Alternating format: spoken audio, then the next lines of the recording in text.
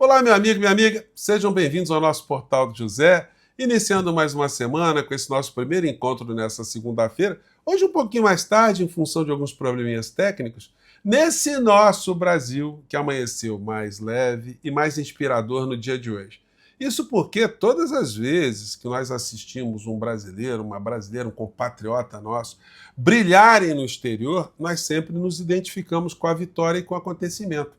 Foi o caso na noite passada que aconteceu com Fernanda Torres, que ganhou o prêmio de melhor atriz na premiação do Globo de Ouro, reconhecida internacionalmente essa premiação e que atrai os olhares para muitas coisas. Para além da vitória de Fernanda Torres, existem situações do mundo real que acabam sendo ressaltadas mundo afora.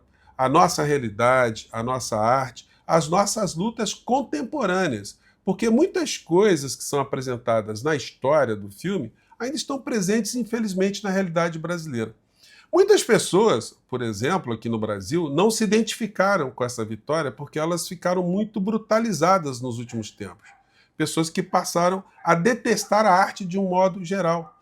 Músicos, cantores, cantoras, atores, atrizes, o teatro, a música em geral, os poetas, os dramaturgos, os diretores de cinema. Então, há que se perguntar até do que essas pessoas andam nutrindo as suas almas, se não dessa coisa tóxica que faz com que muitas pessoas a gente até mantenha a gente mantém essas pessoas afastadas do nosso convívio. Quantas vezes você deve ter conversado alguma coisa no campo da sensibilidade, no campo da humanidade com algumas dessas pessoas e recebeu pedradas, né? No discurso ali, no diálogo, inviabilizando qualquer tipo de entendimento que melhore, pelo menos, as almas dessas pessoas. Bom, eu vou conversar com vocês e mostrar algumas cenas que vão além dessa situação e também lembrar um episódio aqui desse mundo cão e a cumplicidade de veículos de comunicação com coisas complicadas que aconteceram e acontecem aqui no nosso país. Antes de mais nada, é sempre muito importante convidar você que está chegando agora ao nosso portal e ainda não é inscrito, para que, em primeiro lugar, você se inscreva aqui conosco e conheça também os nossos outros vídeos. Se você gostar, compartilhe, recomende, nunca se esqueça de dar o seu joinha, seu comentário e, se puder, venha também para o nosso clube de membros. Você que é muito bem-vindo e muito bem-vindo. E olha, muito obrigado a vocês que estão se inscrevendo no nosso novo canal de cortes do Portal do José, tá legal? Olha, o número de inscritos ali está aumentando de uma forma muito bacana, né? Bom, então vamos aqui aos temas. Em primeiro lugar, né, gente, ressaltando aqui um aspecto muito interessante que eu tenho certeza que vocês vão concordar comigo. Publicação do presidente Lula de hoje. Emocionante, Fernanda Torres é orgulho do Brasil. Melhor atriz em filme de drama no Globo de Ouro pela sua grande atuação no filme Ainda Estou Aqui. Como ela mesmo diz, a vida presta. Parabéns, Fernanda Torres. E aí ele coloca a imagem dele parabenizando a Fernanda Torres pela atuação no filme, né? Antes dela ter ido lá para a indicação, né? Vamos acompanhar aqui um trecho.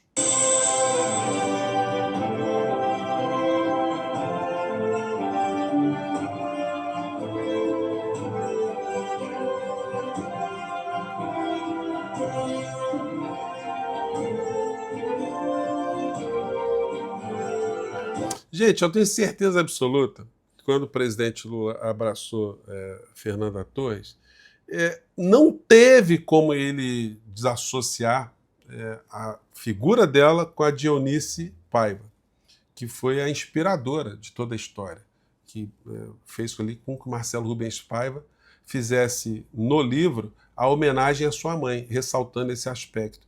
É muito legal ver um diretor de cinema no Brasil ter a coragem de pegar esse tema e colocar em filme num momento tão complicado aqui no nosso país, né? Então isso merece também ser ressaltado. A Fernanda Torres tem comentado por onde ela tem andado que as pessoas querem abraçar, as pessoas querem ter essa proximidade como se estivessem ali abraçando a reencarnação de Eunice Paiva, o que é uma coisa muito bacana e para o artista sempre tem um impacto muito grande, porque incorporar uma pessoa com o tamanho que teve Eunice Paiva na história da luta contra a ditadura aqui no nosso país, é algo que deve mexer muito com as pessoas. E aí eu queria ressaltar esses aspectos, porque a Fernanda Torres está sendo muito homenageada, mas a homenagem principal sempre tem que trazer a fonte inspiradora. E no caso, Eunice Paiva. Nessa foto aqui, ela com o marido, foi sequestrada em casa, gente, num dia 20 de janeiro, dia de São Sebastião, no Rio de Janeiro. Eles moravam perto da praia, família se preparando para a praia, 5 filhos com o casal. E aí chegam 6 agentes da repressão com metralhadoras e levam Rubens Paiva, a justificativa que estavam levando para depoimento. E aí nunca mais ele voltou. Foi torturado barbaramente. E a história aí, enfim, a gente vai falar um pouco de alguns aspectos aqui. Que é a foto da família, né? Ele e a esposa, Eunice Paiva, com 5 filhos. Acho que não dá para ver todos os filhos aqui. Deu, né? Família, gente, tava na boa. O Marcelo Rubens Paiva ali, o garotinho sentado ali, com o cabelinho, né? Ali na frente, primeiro plano. Enfim, aqui uma foto já na produção do filme, né? O Marcelo Rubens Paiva, que faz essa homenagem à mãe, né? Com os atores mirins ali, que seriam os seus irmãos. E aí, homenagem especial a ele, né? No livro tem uma passagem, eu não sei se no filme eles apresentam, porque eu não pude assistir o filme ainda, onde ele fala que a mãe, depois que ele ficou tetraplégico no acidente, fazia massagens nos dedos dele todos os dias, durante 36 anos, até o período que ela ficou com Alzheimer. Ela ainda fazia isso para a mão não ficar atrofiada, né? Assim, então, é uma pessoa com uma ternura, e é muito bacana ver a obra em homenagem à mãe, não só como ser político, mas como essa criatura que a humanidade transbordava por todos os poros, né? Então, eu acho que é sempre interessante importante a gente fazer esse reconhecimento. Todos os canais falando dessa premiação. A arte pode durar. Veja o discurso de Fernanda Torres após vencer o Globo de Ouro. A atriz dedica o prêmio a Fernanda Montenegro. A mãe tinha razão. No discurso, ela homenageia a mãe porque a mãe foi indicada 25 anos atrás para a premiação e não ganhou, e ela ganhou agora. Então a coisa tem muitos significados, né? Aí agora entremos aqui em alguns aspectos que vão contrastar essa história toda. O inelegível, como não poderia deixar de ser, simplesmente não falou absolutamente nada sobre o assunto, como essa gente vive num mundo paralelo, e ele está muito mais preocupado com a cadeia que está chegando, então todo dia ele posta uma coisa diferente. Nada relacionado à cadeia que vai chegar logo, logo, porque as notícias que se tem já, que a Procuradoria-Geral da República, no máximo no final de janeiro, já deve estar aprontando aí um míssil contra esses criminosos todos, que virá ali na formatação, na materialização de uma denúncia contra essa Orcrim e o chefe da Orcrim. Então ele vem fazendo uma crítica aqui ao governo atual, que não investiu em infraestrutura, e aí caiu a ponte lá. Aí ele escreve: o investimento na infraestrutura é rechaçada pela gestão Lula e, coincidentemente, jamais será cobrada conclusão por outros de outrora. E aí, enquanto isso, a Lei Rouanet. Gente, é muito bandido, é muito canalha, porque o governo dele não investiu nada em infraestrutura, só vendeu coisas, torrou tudo que pôde. Mas eles vão jogando essas mentiras, por isso que eu sempre falei para vocês, tem que ter uma contestação todos os dias, tem que ter uma presença do presidente da República, ou de estruturas governamentais fazendo encontros matinais, explicando o que está acontecendo, porque senão ficamos só nós aqui nas redes sociais diante dessa insanidade toda. Agora eu quero chamar a atenção de vocês de uma matéria de 6 anos atrás do Jornal Nacional, quando Eunice faleceu. E aí, gente, é muito interessante porque a TV Globo sempre tenta limpar a sua imagem, sempre mostrando alguns fatos como se eles tivessem distanciamento daquilo, eles não tivessem sido cúmplices da ditadura. E mais do que isso, durante a figura do Bolsonaro ter crescido antes de 2018, eles não terem mostrado para a sociedade quem era esse monstro, as coisas que ele fazia. Porque se uma parcela considerável da sociedade tivesse noção, não teriam votado nessa criatura, e o mal só cresceu a partir de ter chegado à presidência da República. A intoxicação só cresceu. E isso porque, gente, esse personagem conseguiu chegar onde chegou, até porque o Paulo Guedes estava ali na mochila, e o Paulo Guedes representava, de fato, a liderança da gangster que tomou conta da área econômica aqui no nosso país, né? Então, o Jornal Nacional, na época, fez essa matéria aqui. Merece ser ressaltada, né? Vamos acompanhar aqui.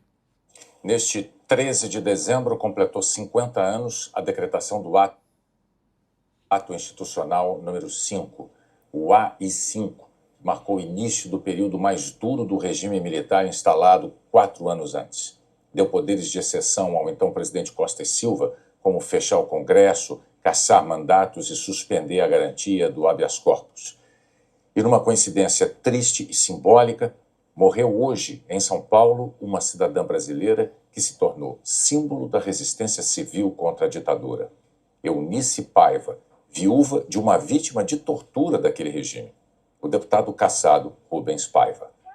Eunice Paiva tinha 86 anos e, segundo a família, morreu em casa, vítima de complicações do mal de Alzheimer. A imagem dela, ao lado do marido, o deputado federal Rubens Paiva, se tornou conhecida dos brasileiros. Ele desapareceu durante o governo militar.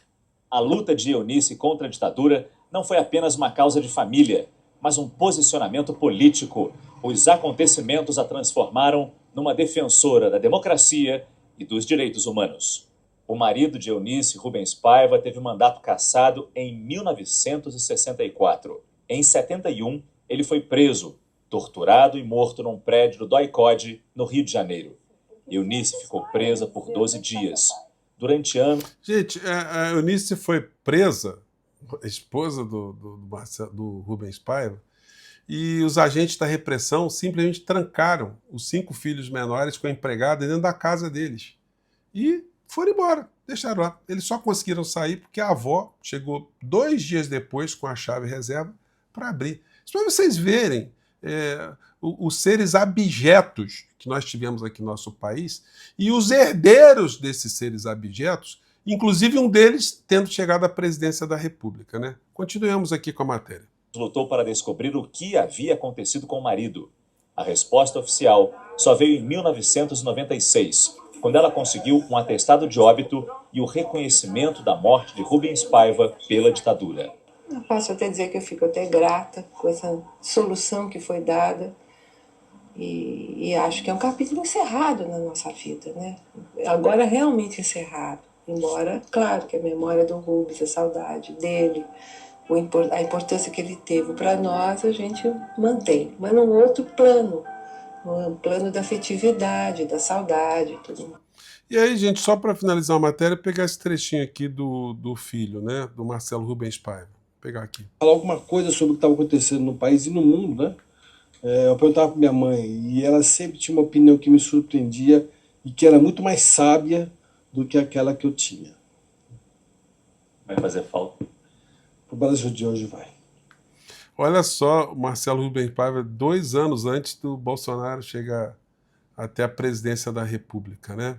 Ele já sentia que ia fazer falta.